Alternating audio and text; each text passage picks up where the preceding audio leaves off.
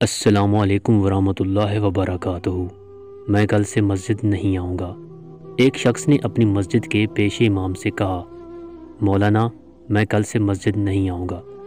پیش امام صاحب نے پوچھا، کیا میں سبب جان سکتا ہوں؟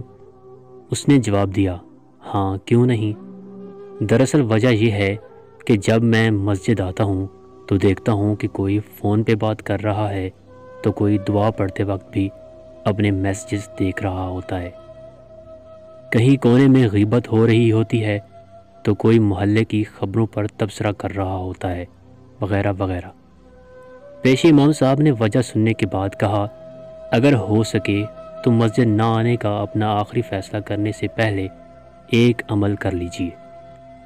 اس نے کہا، بالکل میں تیار ہوں۔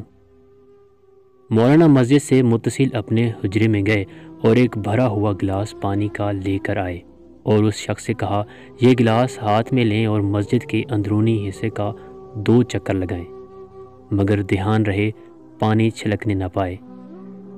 اس شخص نے کہا، قبلہ اس میں کون سی بڑی بات ہے، یہ تو میں انجام دے سکتا ہوں۔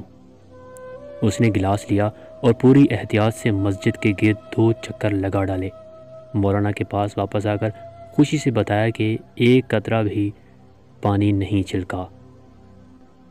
پیش امام صاحب نے کہا، یہ بتائیے جس وقت آپ مسجد کا چکر لگا رہے تھے اس دوران مسجد میں کتنے لوگ فون پر باتیں اور غیبت یا محلہ کی خبروں پر تبصرہ کر رہے تھے؟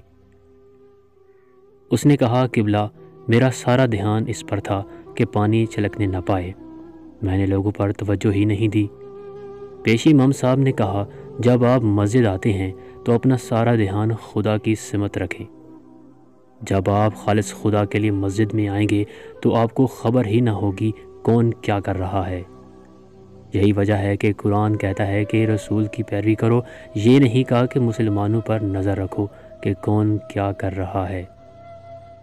خدا سے تمہارا رابطہ تمہارے اپنے اعمال کی بنا پر مضبوط ہوتا ہے، دوسروں کے اعمال کی بنیاد پر نہیں۔ اللہ جانے اللہ کے بندے۔